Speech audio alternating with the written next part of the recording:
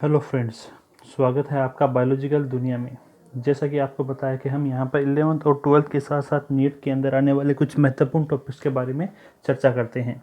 तो कल हमने प्रोटोजोआ संघ के बारे में पढ़ा था और आज हमारा जो महत्वपूर्ण पॉइंट है वो किस पर है, वो है पोरीफेरा संघ पर। तो पोरीफेरा संघ को पढ़ने से पहले इसके कुछ महत्वपूर्ण पॉइंट्स को हम देखते हैं। हमारे संघ का नाम क्या है? पोरीफेरा।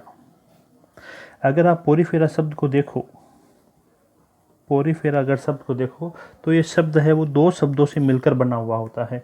एक शब्द तो है पोर और दूसरा शब्द क्या है? फेरा। पोरीफेरा। जो पोर शब्द होता है उस पोर का अर्थ होता है छिद्र। पोर का अर्थ क्या होता है? छिद्र। और इसके अलावा फेरा का मतलब होता है धारण किया हुआ। धारण किया हुआ यानी कि वे सभी सदस्य जो अपने शरीर के ऊपर है वो छिद्रों को धारण किए हुए होते हैं, वो सब के सब सदस्य कौन से संघ के अंदर शामिल किए जाते हैं? वो पोरीफेरा के अंदर शामिल किए जाते हैं। और एक चीज़ आपको और ध्यान में रखनी है, यहाँ पर पोरीफेरा के जितने भी सदस्य होते हैं उनका अध्ययन जिस शाखा में किया जाता है उस शाखा को हम क्या कहते हैं? पैराजूलॉजी कहते हैं। क्या कहते हैं उस शाखा को हम? पैराजूलॉजी। तो ये चीज़ भी आपको ध्यान में रखनी है। और सबसे पहले एक साइंटिस्ट है जिसका नाम है रॉबर्ट ग्रांट। रॉबर्ट ग्रांट नामक साइंटिस्ट ने है वो पोरीफेरा संघ की स्थापना की थी। पोरीफेरा संघ की स्थापना की थी। जबकि एक साइंटिस्ट है जिसका नाम है इलियास। कुछ किताबों में एलियास भी होता है, कुछ में इलियास भी होता है, जिसने क्या बताया था कि पोरीफेरा के अंदर जितने भी सदस्य पाई जाती हैं उनकी प्रकृति कैसी होती है? उनकी प्रकृति होती है वो जंतु प्रकृति होती है। तो ये चीज़ आपको ध्यान में रखनी है पोरीफेरा के बारे में। इसके अलावा हमने ये देखा कि पोरीफेरा के अंदर जितने भी सदस्य होते हैं उनके शरीर के ऊपर क्या पाई जाती हैं? उनके शरीर के ऊपर छिद्र पाई जाती हैं। तो ये छिद्र भी दो प्रकार के हो सकते हैं। एक छिद्र को हम कहते हैं ओस्टिया। क्या कहते हैं? ओस्टिया। और एक छिद्र को हम कहते हैं ओस्कुलम। क्या कहते हैं? ओस्कुलम। जो ओस्टिया होती हैं इनकी संख्या होती है वो अधिक होती है। ये संपूर्ण शरीर पर फैले हुए होते हैं। जबकि ओस्कुलम होता है वो अग्र भाग पर पाया जाता है। कहाँ पाया जाता है? अग्र भाग पर। और इसकी संख्या क्या होती है? इसकी संख्या होती है 1।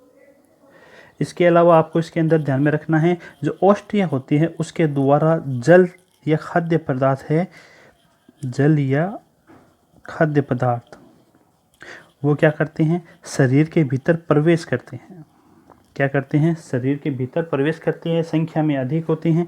जबकि जो ओस्कुलम होता है जिसकी संख्या 1 है, इसके द्वारा क्या होता है? इसके द्वारा अपशिष्ट पदार्थ है वो शरीर से क्या होते हैं? बाहर निकलते हैं।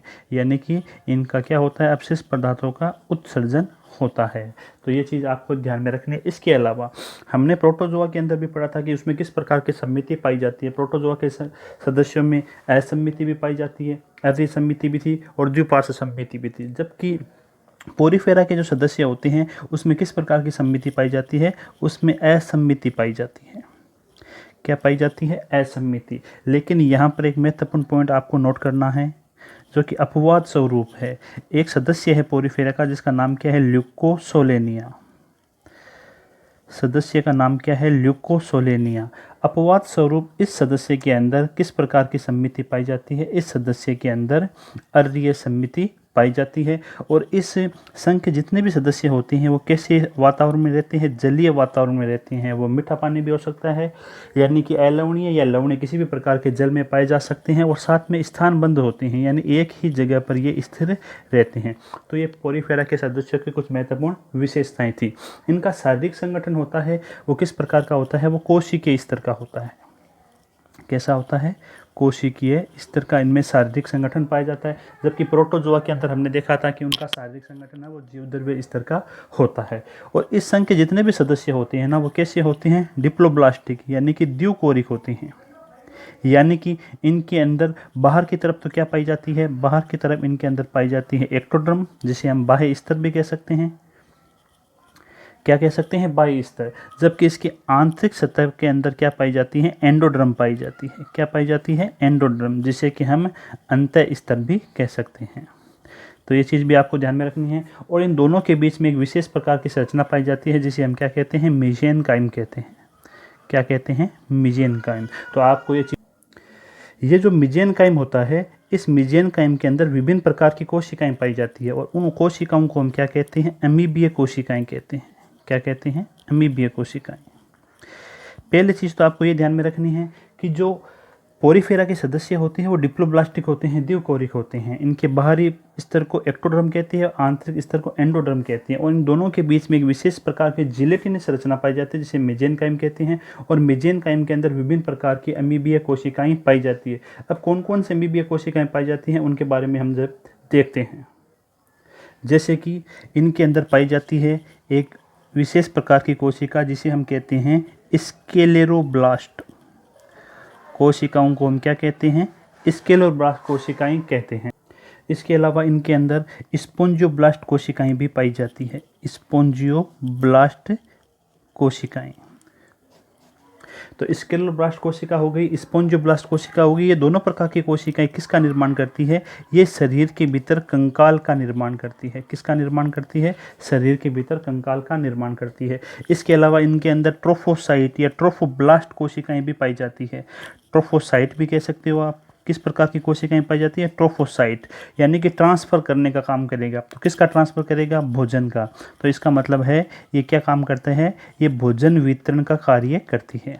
किसका कार्य करती है? भोजन के वितरण का कार्य करती है।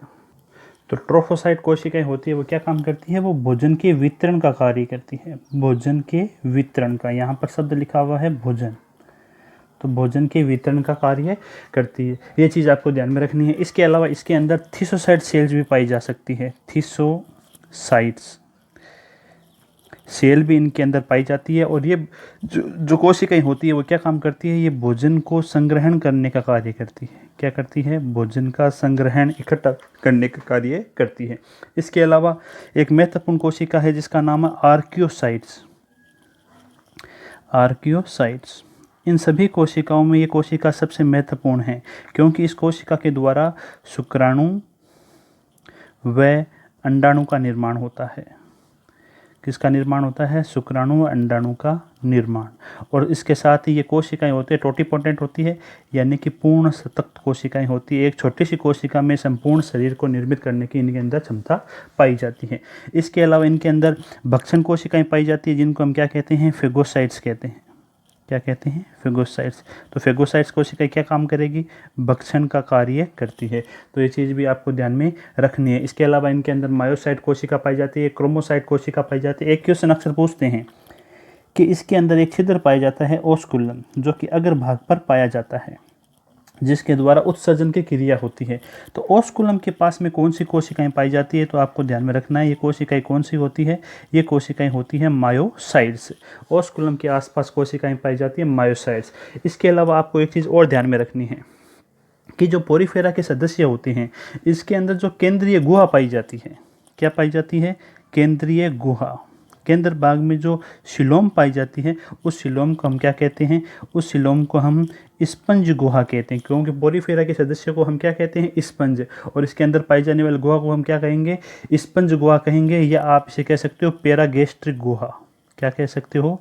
पैरागैस्ट्रिक गुहा भी इसे आप कह सकते हो। तो ये चीज़ आपको ध्यान में रखनी है। इसके अलावा जैसा कि हमने पिछले वाले पेज के अंदर देखा था, जैसे कि एक सेकेंड इंतज़ार करो आप, जैसा कि यहाँ पर हमने देखा था, देखो हमारे पास में यहाँ पर हमने देखा था कि जो छिद्र पाए जाते हैं, देखो यहाँ पर रहा, ये जो छिद्र होती हैं द्विकोरिक संरचना है ना। द्विकोरिक बाहर की तरफ क्या है? बाह्य स्तर क्या दे रखा है? एक्टोडर्म दे रखा है, जबकि आंतरिक स्तर कौन सा दे रखा है? एंडोडर्म। तो आपको ये चीज़ भी ध्यान में रख रही है कि जो पोरीफेरा के सदस्य होते हैं इनके अंदर जो बाह्य स्तर पाया जाता है, इस बाह्य स्तर को आप पिनेकोड्रम भी कह सकते हो। क्या कह सकते हो? पिनेकोड्रम। ये चीज़ आपको ध्यान में रखनी है। और इसके अलावा जो इसके अंदर आंतरिक स्तर पाया जाता है उसे आप क्या कह सकते हो? कोइनोड्रम कह सकते हो। क्या कह सकते हो? कोइनोड्रम। और जो कोइनोड्रम है इसका दूसरा नाम क्या होता है? इसका दूसरा नाम होता है कीप कोशिकाएं। क्या नाम होता है इनका? कीप कोशिकाएं। तो कीप कोशिकाओं का पाया जाना पोरीफेरा संघ का एक विशिष्ट लक्षण होता है। ये चीज़ आपको ध्यान में रखनी है। कीप कोशिका या कोइनोड्रम का पाया जाना किसका मुख्य लक्षण है? पोरीफेरा के सदस्यों का मुख्य लक्षण होता है। तो ये सभी पॉइंट हम अब देखते हैं नोट्स के अंदर। जैसा कि पोरीफेरा संघ है, तो पोरीफेरा संघ है, इसकी सबसे पहले स्थापना किसने की थी? रॉबर्ट ग्रांट ने की थी। किसने की थी इसकी स्थापना? रॉबर्ट ग्रांट ने की थी। जबकि इनकी जंतु प्रकृति के बारे में किसने बताया था? एलियास ने बताया था। इसके अलावा इस संघ के जितने भी सदस्य होते हैं इन्हें हम क्या कहते हैं? उन्हें हम स्पंज कहते हैं। स्पंज के अध्ययन को हम, या पोरीफेरा के सदस्य के अध्ययन को हम क्या कहते हैं? पैराजूलॉजी कहते हैं। ये सभी के सभी कैसे होती हैं? जलीय, यानी लवणीय या अलवणीय किसी भी प्रकार के जल में पाई जा सकती हैं और एक निश्चित स्थान पर बंधे रहती हैं, तो इसलिए हम स्थान बंध कहते हैं। इनके संपूर्ण सतह पर छिद्र पाए जाते हैं, हमने देखा था, जिन्हें हम क्या कहते हैं? ओस्टिया। और ओस्टिया के द्वारा विभिन्न प्रकार के जलीय पदार्थ, खाद्य पदार्थ होते हैं, वो शरीर के भीतर क्या करते हैं? प्रवेश करते हैं।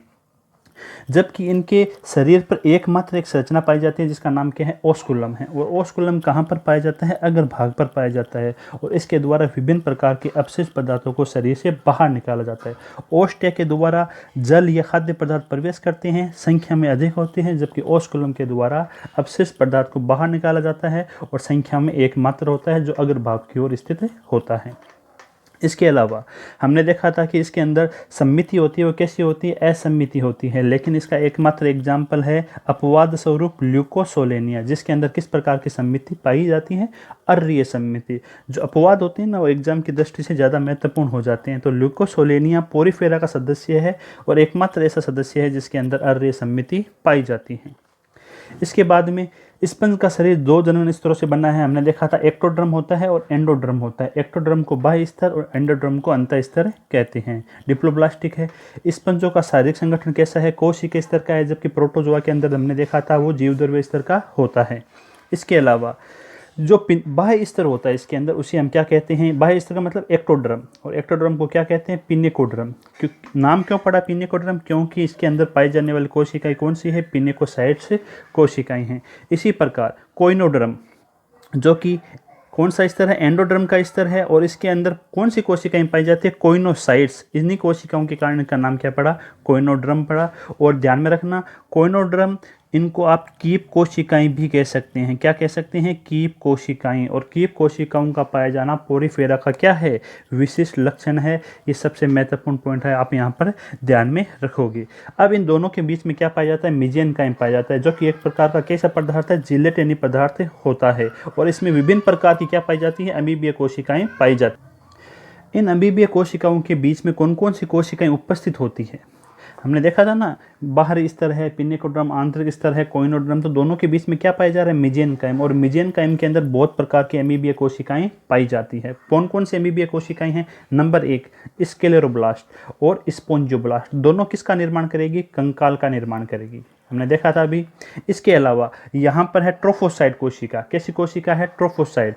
ट्रोफोसाइट कोशिका क्या काम करेगी? ट्रांसफर करेगी किसका? भोजन का, यानी भोजन के वितरण का कार्य करेगी। थिसोसाइट यानी भोजन के संग्रहण का कार्य करेगी, और भोजन किस रूप में संग्रहित करेगी? ग्लाइकोजन के रूप में संग्रहित करेगी। फेगोसाइट होती है, भक्षण का कार्य करेगी। सबसे महत्वपूर्ण कोशिका जिसका नाम क्या है? आर्कियोसाइट कोशिका है। और आर्कियोसाइट कोशिका क्या काम करती है? शुक्राणु और अंडाणु का निर्माण करती है, और साथ में इसमें टिटोपोटेंसी की क्षमता भी पाई जाती है। क्रोमोसाइट्स नाम से स्पष्ट है कि ये वर्णकयुक्त कोशिका होती है। और मायोसाइट्स, जिसके बारे में हमने देखा था कि ओस्कुलम के आसपास जो कोशिकाएं पाई जाती है वो किस प्रकार की कोशिकाएं हैं? मायोसाइट कोशिकाएं होती हैं। और इसके अलावा हमने देखा था कि देह भित्ति के मध्य में एक बड़ी केंद्रीय गुहा होती है जिसे स्पंज गुहा, क्योंकि पोरीफेरा के सदस्य स्पंज कहलाते हैं तो आप उसे स्पंज गुहा कह सकते हैं। और इसके सदस्य का अध्ययन पैराजूलॉजी कहलाता है, तो इसे आप पैरागैस्ट्रिक गुहा के नाम से भी जान सकते हो। इसके अलावा आप ये डायग्राम देखो, किस प्रकार पोरीफेरा के सदस्य के अंदर विभिन्न प्रकार की जो कोशिकाएं हैं, उन कोशिकाओं को समझने के लिए ये डायग्राम है वो अत्यंत महत्वपूर्ण है। इस डायग्राम के अंदर देखो आप, ये जितने भी छिद्र आपको दिखाई दे रहे हैं, जैसे एक ये हो गया, ये हो गया, ये छिद्र, ये जितने भी छिद्र है ना जो संपूर्ण सतह पर पाए जा रहे हैं, इन छिद्रों को हम क्या कहते हैं? इन छिद्रों को हम कहते हैं ओस्टिया। जबकि एक बड़ा छिद्र होता है जो अग्रभाग की तरफ पाया जाता है, इस छिद्र को आप क्या कहोगे? ओस्कुलम। इसके द्वारा अपशिष्ट पदार्थों को बाहर निकाला जाएगा, जबकि इसके द्वारा खाद्य पदार्थ या जल है वो शरीर के भीतर प्रवेश करेगा। अब इसके अंदर दो प्रकार की कोशिकाएं हैं, एक ये परत हो गई अंदर की तरफ, और एक बाहर की तरफ परत हो गई। जो बाहर की तरफ परत है ना, इसे आप कहोगे पिनेकोड्रम। देखो ये बाहर की तरफ परत है, इसे आप क्या कहोगे? पिनेकोड्रम। जबकि जो आंतरिक स्तर पर जो परत पाई जा रही है उसे आप क्या कहोगे? कोइनोड्रम। तो आपको ध्यान में रखना, आंतरिक स्तर कोइनोड्रम है, बाह्य स्तर पिनेकोड्रम है। कोइनोड्रम को कीप कोशिकाएं कहते हैं, पोरीफेरा का विशिष्ट लक्षण होता है। अब ये हो गया आपके कोइनोड्रम, ये पिनेकोड्रम, दोनों के बीच में कुछ पदार्थ पाया जाता है जिसे पदार्थ को आप क्या कहते हैं, मीजेनकाइम कहते हैं। और मैंने कहा था इस मीजेनकाइम के अंदर विभिन्न प्रकार की अमीबीय कोशिकाएं पाई जाती है। वो कौन कौन से अमीबीय कोशिकाएं पाई जाती है वो आप यहाँ पर देख सकते हो। देखो ये मीजेनकाइम हो गया, तो यहाँ पर फ्लैजेला युक्त कीप कोशिकाएं, क्योंकि ये आंतरिक परत हो गई, ये आंतरिक परत है यहाँ पर, तो ये आंतरिक परत है, कौन सी है, क्या नाम है इसका, इसका नाम है कोइनोड्रम। तो ये कोइनोड्रम की संरचना है और कोइनोड्रम के अंदर क्या पाई जाती हैं, फ्लैजेला युक्त कीप कोशिकाएं होती है। यानी ये कोइनोड्रम, ये परत है ना, यहाँ से लेकर यहाँ तक ये पूरी, ये कोइनोड्रम की संरचना है। जबकि इस तरफ जो कोशिकाएं पाई जाती हैं, इन कोशिकाओं को आप क्या कहोगे, इनको आप कहोगे पिनेकोड्रम। तो ये संरचना है ना, ये संरचना, ये पूरी, ये है पिनेकोड्रम, जबकि ये संरचना है, ये है कोइनोड्रम। और इनके बीच में जो संरचनाएं पाई जाती है वो अमीबोसाइट कोशिकाएं हैं। और अमीबोसाइट कोशिकाओं के अंदर विभिन्न प्रकार की कोशिकाएं पाई जाती है जिनका अध्ययन हम यहाँ पर कर चुके हैं। तो आपको ध्यान में रखना है, ये जितने भी कोशिकाएं पाई जाती है ना, ये कहाँ पर पाई जाती है, ये कोइनोड्रम और पिनेकोड्रम के बीच में पाई जाती है। सभी कोशिकाओं को हम क्या कहते हैं, अमीबोसाइट कोशिकाएं कहते हैं। तो ये चीज़ आपको ध्यान में रखनी है। इसके अलावा आप पोरीफेरा के कुछ महत्वपूर्ण पॉइंट और याद रख सकते हो, जैसे कि आप इसके बारे में आप ये पता, इनमें श्वसन व उत्सर्जन की क्रिया के लिए कोई विशेष तंत्र नहीं पाया जाता है। श्वसन व उत्सर्जन की क्रिया होती है वो कहाँ से संपन्न होती है, श्वसन और उत्सर्जन की क्रिया होती है वो सामान्य सतह के द्वारा संपन्न होती है। और सामान्य सतह के द्वारा कौन सी क्रिया संपन्न होगी, विसरण की क्रिया, यानी विसरण के माध्यम से ये श्वसन व उत्सर्जन की क्रिया हो अपने शरीर की त्वचा के माध्यम से करते हैं।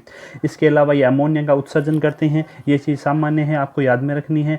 अंतःकोशिकीय भोजन का इसके अंदर पाचन पाया जाता है। और एक सबसे महत्वपूर्ण तंत्र इन सदस्यों के अंदर नाल तंत्र पाया जाता है। नाल तंत्र या आप कह सकते हो परिवहन तंत्र, क्या कह सकते हो, जल परिवहन तंत्र।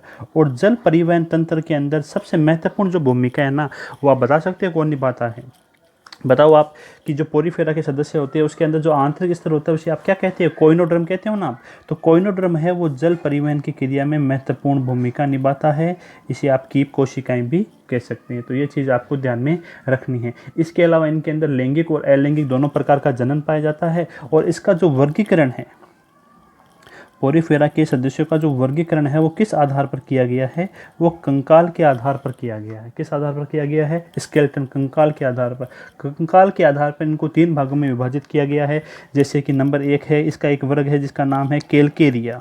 क्या नाम है, कैलकेरिया। इसका दूसरा वर्ग है जिसका नाम है हेक्सा एक्टिनिलिडा, एक्टिनिलिडा, इसका दूसरा वर्ग हो गया। जबकि इसका तीसरा वर्ग का नाम क्या है, डेमोस्पोंजिया।